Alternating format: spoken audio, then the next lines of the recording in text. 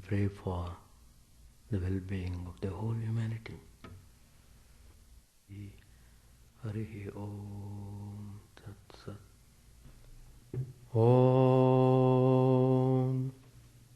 Stavakaya cha dharmasya sarvadharma swarupine Stavakaya cha dharmasya sarvadharma swarupine Avatara Varishtaya Ramakrishna Te Namaha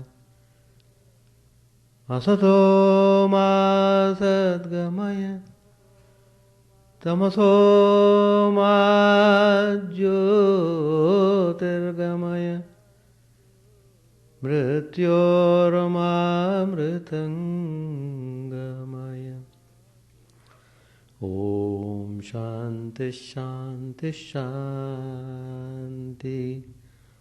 Let us bow down to Sri Ramakrishna, the embodiment of all religions, the Supreme God incarnate.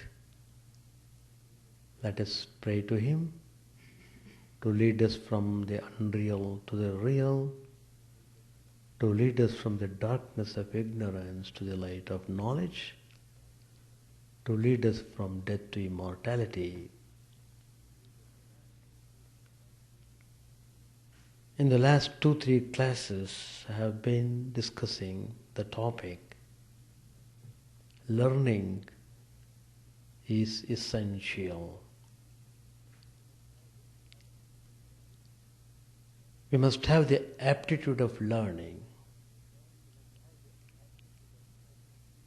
Then it must be followed by strong determination.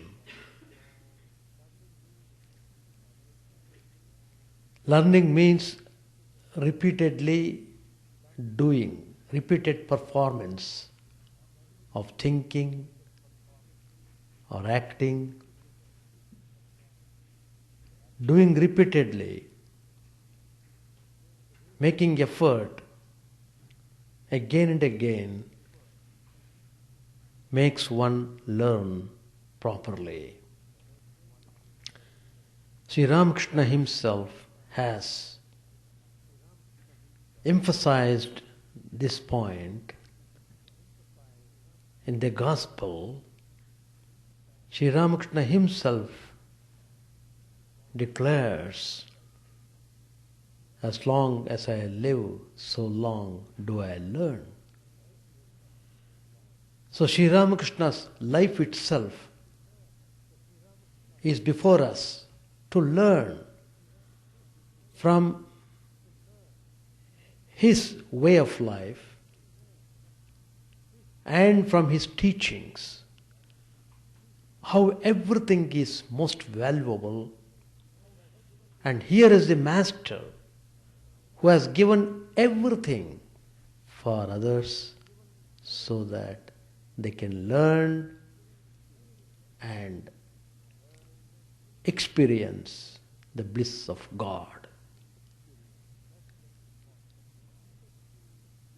That's very important. Unless you constantly make an effort, the mind slips down very fast, because the gravity of the non-spiritual mind is so great. Slightest provocation slips you down to the bottom level. Again, it will be very difficult to rise. How much effort you will have to make to rise again. So, rising and falling continue till you become stabilized in our pursuit. That means, in order to learn properly, you must be alert. You must be constantly in touch with men of spirituality. Vedanta must be practiced in everyday life, in every moment. Then only you would be able to get over the illusion of unreality. The illusion, the unreal appearing as real, vanishes. So, in order to stabilize your spiritual aspiration and your spiritual life, you will have to come in association with men of spirituality, men of experience. Here we have got Sri Ramakrishna. All his teachings are well defined, clarified,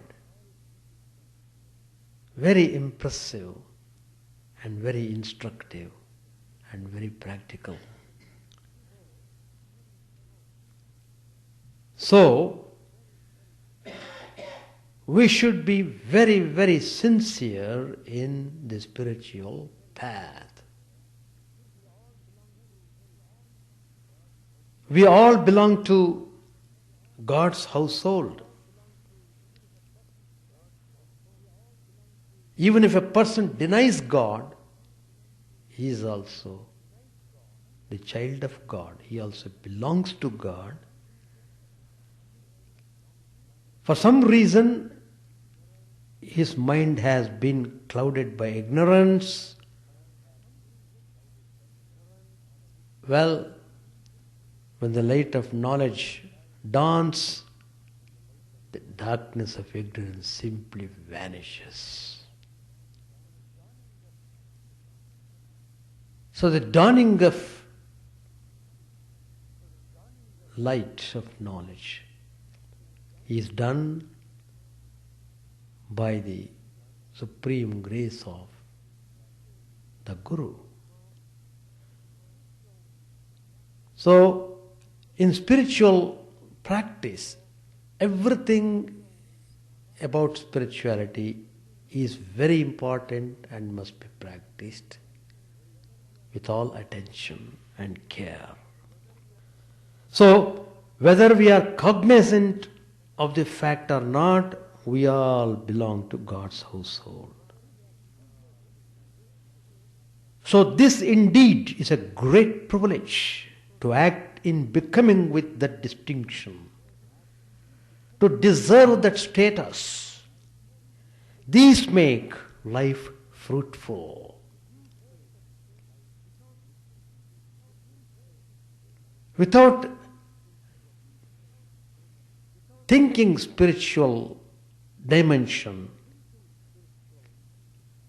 your life loses its meaning.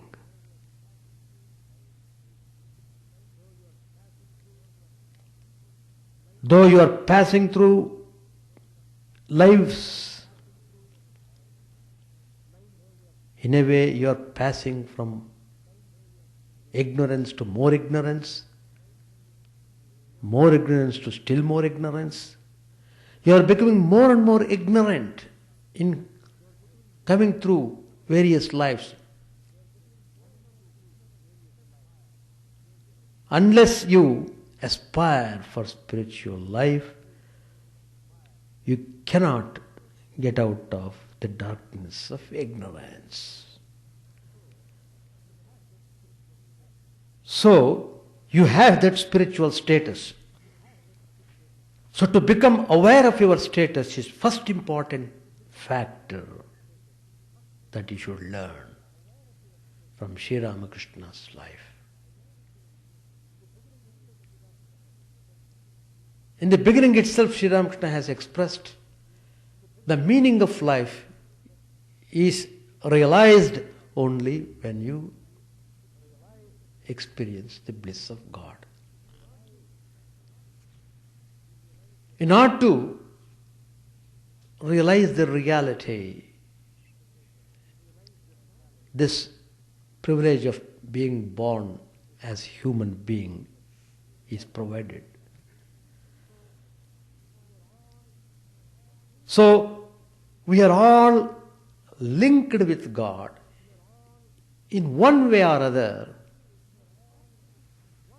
To be totally ignorant of this fact or indifferent to our link with God is to miss all felicity in life.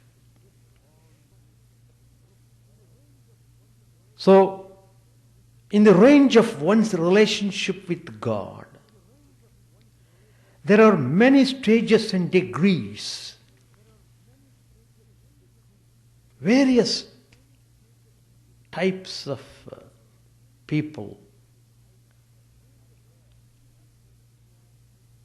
are there. There are some who are so close to God that they are identical with Him. They won't feel any separation from God. Sri Ramakrishna himself, if you study his life, you find Sri Ramakrishna himself telling many times that he is none other than Divine Mother Kali. Whenever he would speak, whenever he would show grace to devotees, he would say, Mother wills, it will happen. Mother means he himself is the mother. He is identifying with Divine Mother Kali 100%. So, he doesn't want to possess even the slightest trace of ego. He never liked to use the word I. He would always say, Mother.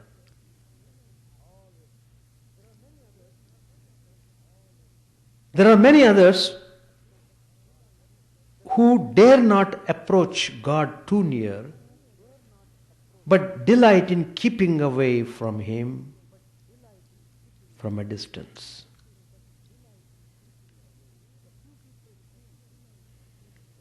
A few people see in God a companion. Others see in Him a master and Lord and regard themselves as His dutiful servants. It's called the attitude of dasya, that is serving attitude. Love to serve. Every mode of relationship with the Lord is very blessed and sacred and causes supreme satisfaction. If you take the example of Hanuman, the great character in the story of Srimad Ramachandra, what stupendous devotion to Rama he had. As a result, unceasing service to him.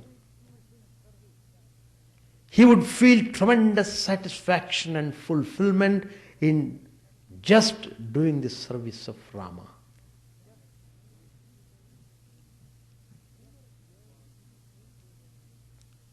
Hanuman never yearned to change over from this servant attitude to any better status. He was very firmly convinced that that status itself is best for him. And he would not keep on changing from one mode to another mode. Now all his energy, the whole system is geared up in that particular mode of serving Sri Ramachandra. And he did that and he got the highest experience of bliss. Sri Ramachandra embraced him, immensely pleased with his service. And that embrace gave Hanuman the bliss of the realization of Supreme Brahman. So, that's why we see Swami Vivekananda. The principal message that he gave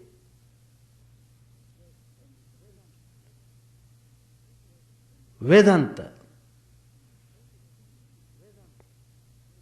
and then how to get into the experience of Vedanta by serving humanity. Serving humanity. So, it has got tremendous significance. If you have to have that mode of service, you must be totally dedicated and humble, free from ego trace, free from the trace of ego. The moment the ego raises its ugly head, you must immediately crush it mercilessly. So, service, the path of service, I should say, Seva Yoga, by service you can reach God. Hanuman got the experience by serving Sri Ramchandra. So, serve him. Actually, when you are engaging in worship, it is but service only.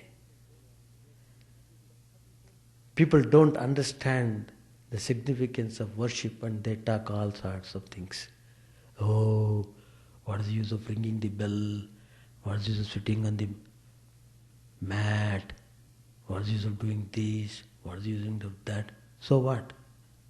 You don't want to do anything? Keep simply talking and talking? It has got its value. You must know the value of it, then you must do it. You must know the value of doing exercise, then you must do it. Then you are inspired to do it, because you know by doing the exercise, all your organs become active and they will be healthy. If you are well convinced of that fact, you won't lose any time. You are bent upon doing exercise. Same way, worship of God means you are totally concentrating on God. You are actually communicating with God. You are actually communicating with God. What is meditation? You are linking with God. Thinking of Him means you are linking and you are establishing that link. There were two persons who were very close to Sri Ramakrishna. One was Mathurnath, the proprietor of the Kali temple. The other one, Hriday, who was attending upon Sri Ramakrishna.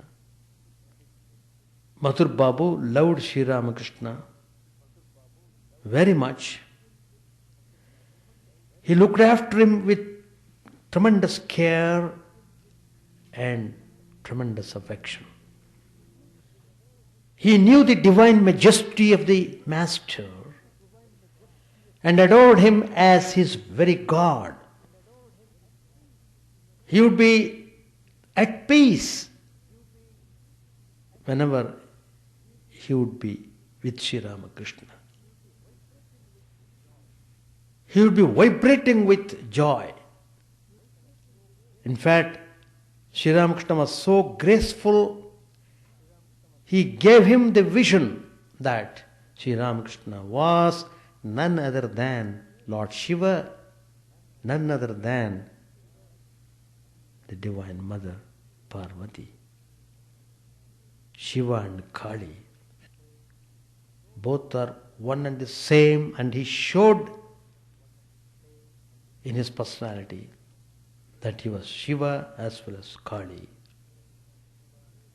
Seeing that, Madhur Babu was stunned. Once, at his request, the master gave Madhur Babu a taste of higher spiritual rapture. But Mathur found himself difficult to contain it and asked the master to be restored to normalcy. He was fully aware of the wonderful powers of Sri Ramakrishna, and he was ever ready to provide the master's needs and make his life easy and comfortable. In fact, Mathur Babu was, as it were, the first of the master's suppliers of provisions as arranged by the Divine Mother. And Mathur Babu was transformed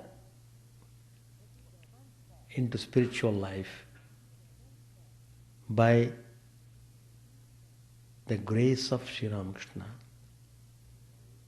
Madhur Babu could be transformed because by coming in contact with Sri Ramakrishna,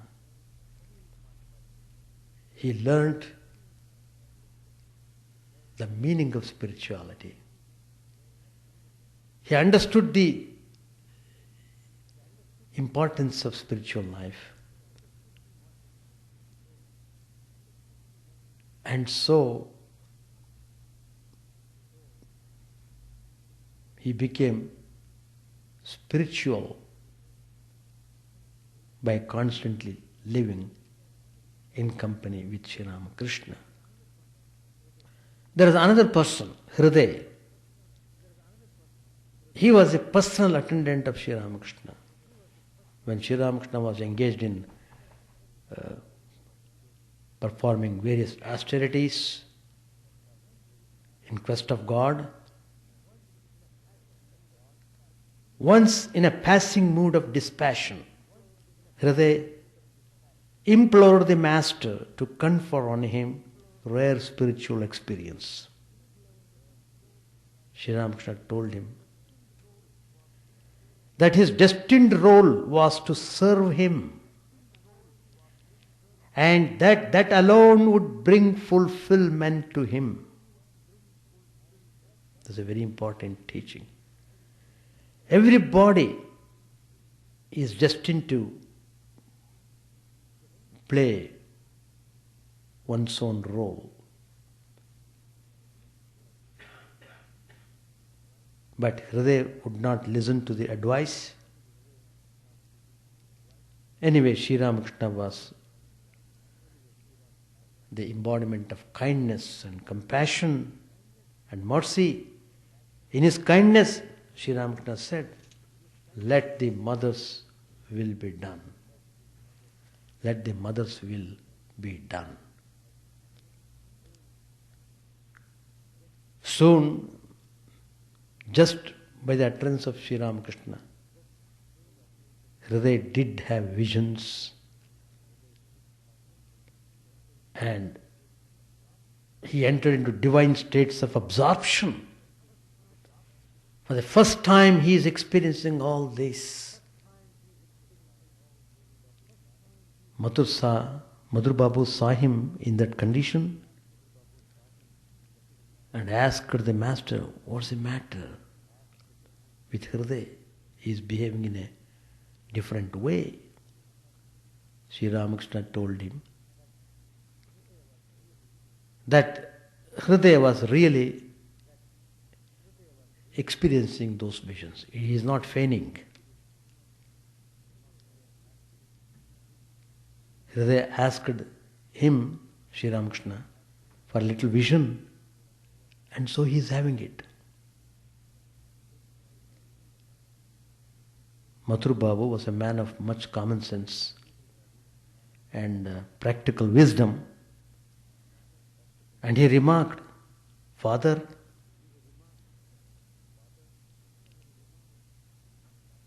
it's all your play.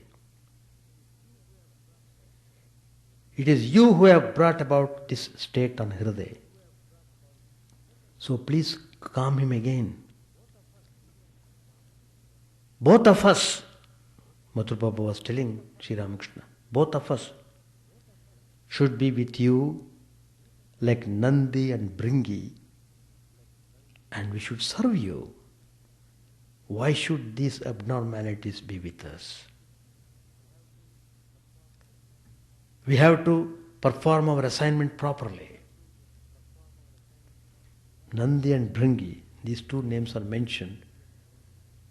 They are two attendants of Lord Shiva. They are always engaged in serving Shiva. As a matter of fact, Hriday had soon to fall back from his incursions into the mystic. Mathur's allusion to the part allotted to Nandi and Bringi in Shiva's household and to their hearty dedication to the work set for them and the consequent blessedness that is their lot provides much food for thought for spiritual aspirants.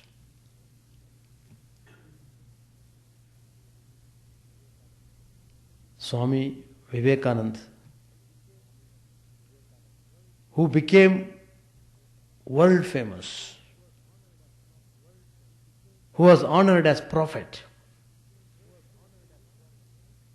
a great spiritual leader, the founder and life force of Ramakrishna Math that he was. He once declared, if my Guru Bhais tell me now that I have to pass the rest of my life in cleansing the drain of the mud, know for certain that I shall obey that order without a word of protest.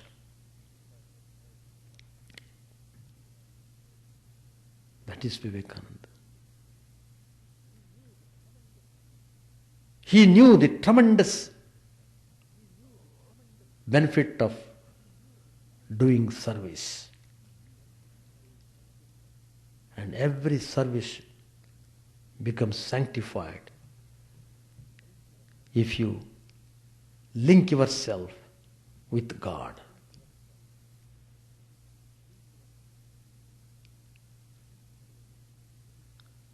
And so, very important point is that we should not lose link. We should be constantly in touch with men who practice spirituality. Once Subodhanand, another disciple of Sri Ramakrishna, his previous name was Subodh. He came in contact with Sri Ramakrishna, and Sri Ramakrishna liked him very much.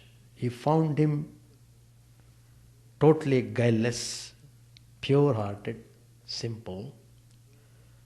So Sri Ramakrishna just gave all spiritual instructions to him. And Subodhanand, because of his purity of heart, because of his simplicity, immediately he recognized that Sri Ramakrishna was the Supreme Guru. To surrender to him is the way he would get everything that is needed. Once Sri Ramakrishna called him and told, look, practice meditation. Practice. Then Subodhananda said, sir, I can't do that. You have to do it for me.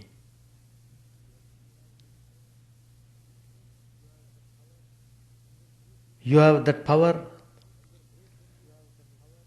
By your grace only I should be able to do some meditation. Otherwise, I can't do it at all. And saving grace of the Master. And said, well,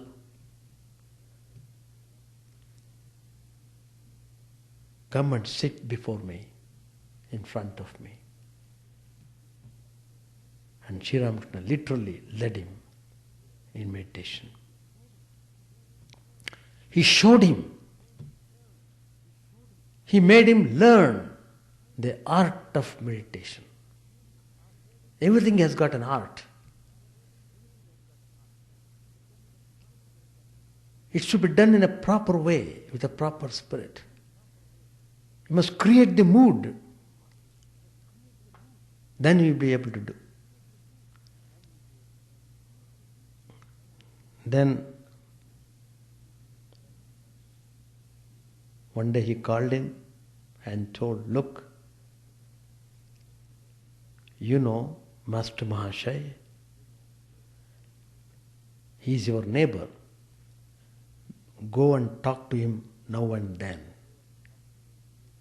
Master Mahashaya was a great household disciple.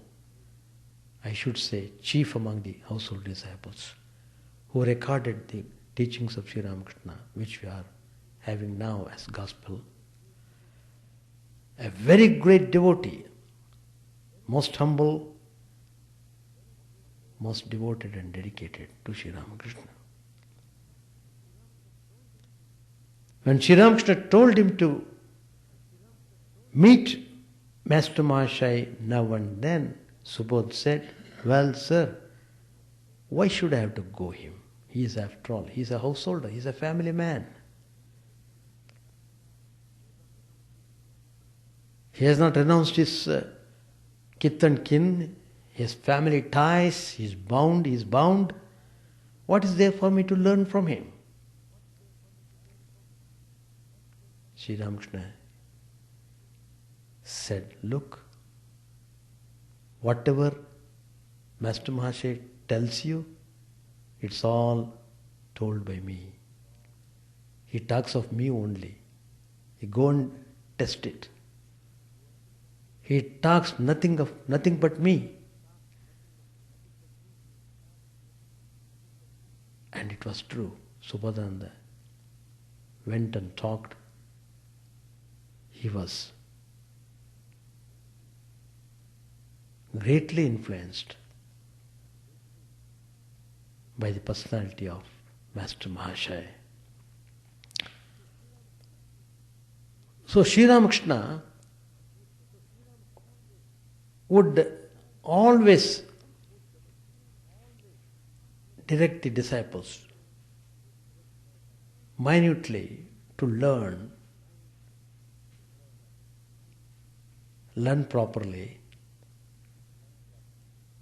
and become stabilized in spiritual life. Page 686.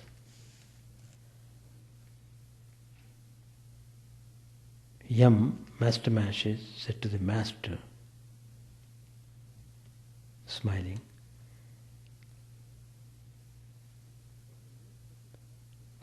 that is the nature of the calculating mind, because there was a story of Bhavani and Prafulla, that dialogue, referring to that incident. Master Mahashaya was remarking, that's the nature of the calculating mind. Master said, yes, that's the nature of the calculating mind, that is the way the worldly man thinks, but he who seeks God plunges headlong. He doesn't calculate about how much or how little he needs for the protection of his body.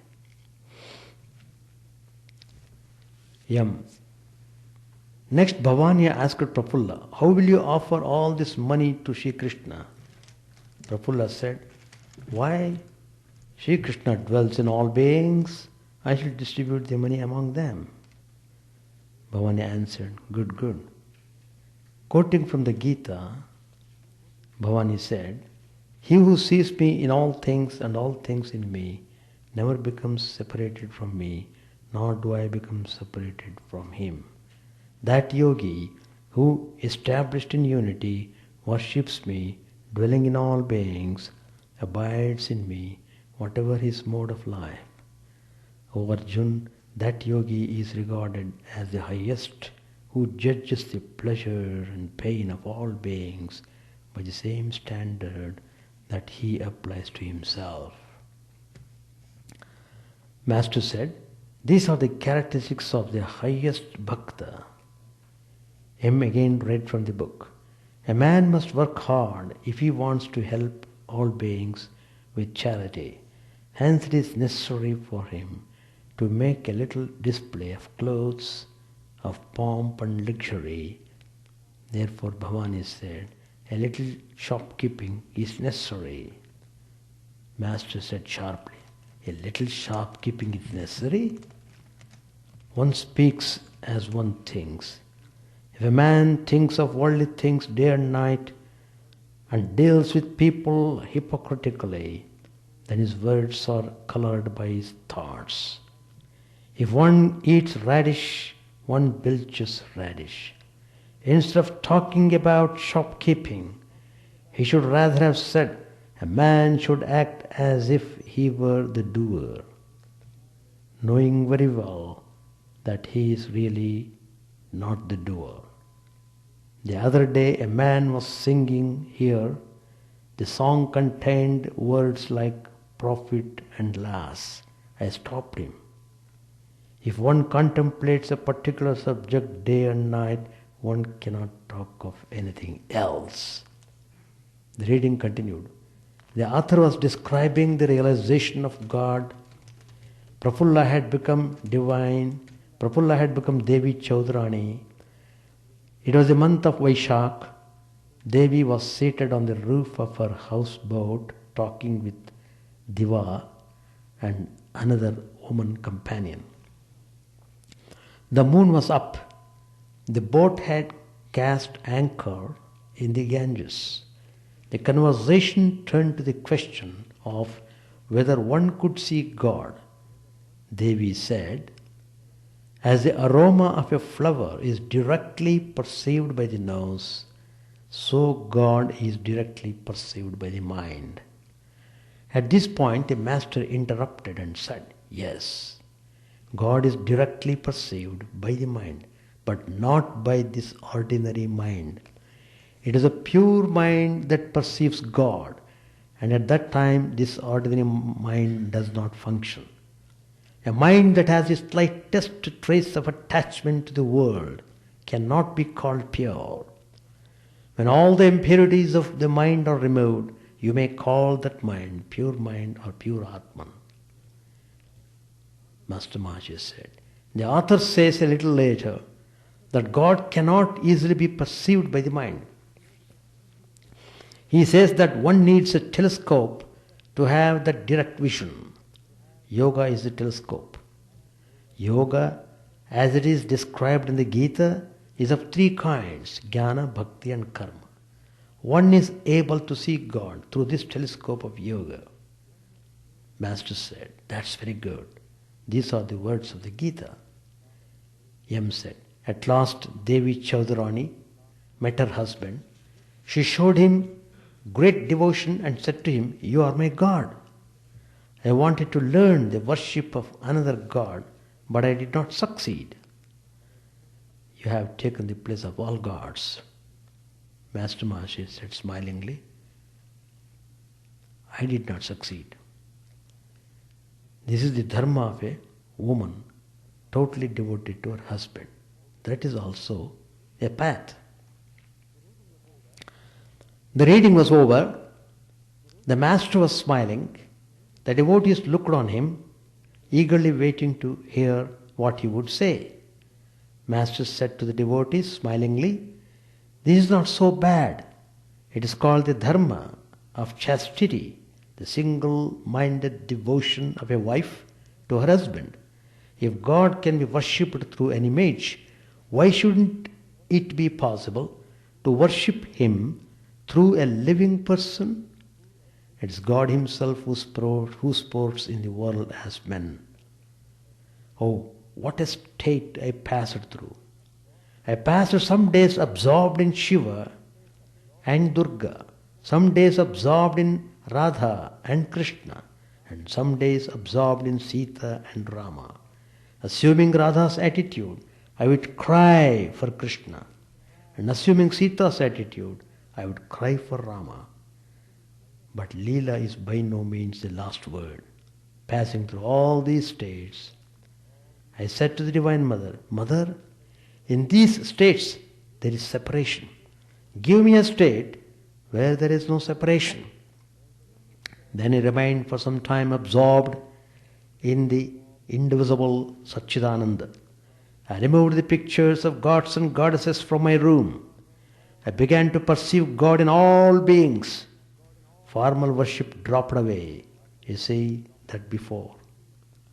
I used to go there to pluck its leaves. Formal worship was dropped away. You see that bell tree?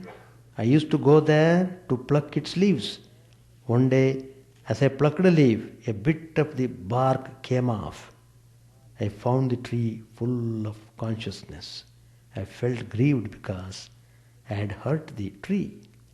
One day I tried to pluck some durva grass, but I found I couldn't do it very well. Then I forced myself to pluck it. I can't cut a lemon. The other day I managed to cut one only with great difficulty. I chanted the name of Kali and cut the fruit as they slaughter an animal before the goddess. One day I was about to gather some flowers. They were everywhere on the trees. At once I had a vision of Virat. It appeared that his worship was just over. The flowers looked like a bouquet placed on the head of the deity. I could not pluck them. Let us stop here. Any questions? No questions? It depends upon the concentration. If the mind is concentrated properly, then it will help. If the mind is distracted, then how then meditation is difficult. So what we propose is that give attention to quality meditation, quality. Start with 10 minutes meditation, 15 minutes meditation. And it should be, you must think yourself, 15 minutes, just this 15 minutes, let me fully concentrate and keep the mind in God. And if you are able to do that for certain weeks, then your mind becomes stabilized, and 15 minutes will just pass off like 15 seconds. You feel joy, and then slowly you have to increase it to half an hour. So like that you have to build up. That, as I said in my talk, you must have the aptitude. You must have that mood, that is, whatever I should do it properly. Whether I am doing meditation, whether I am doing service, whether I am reading, do it properly, not in a haphazard way. That means to the best of my capacity, according to my way of perfection. It is true, it is not possible for everybody to do perfectly. But that's what I am telling. Each one according to one's own way of perfection, he can perform the work properly. By doing the things properly, one gets purity of heart, and one gets inspiration, and one is inspired to do more and more such spiritual activities. So, the technique is spiritualize everything.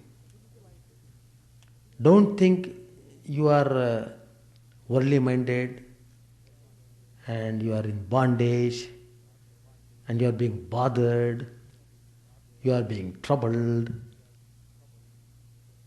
Don't think like that anymore. Think that you are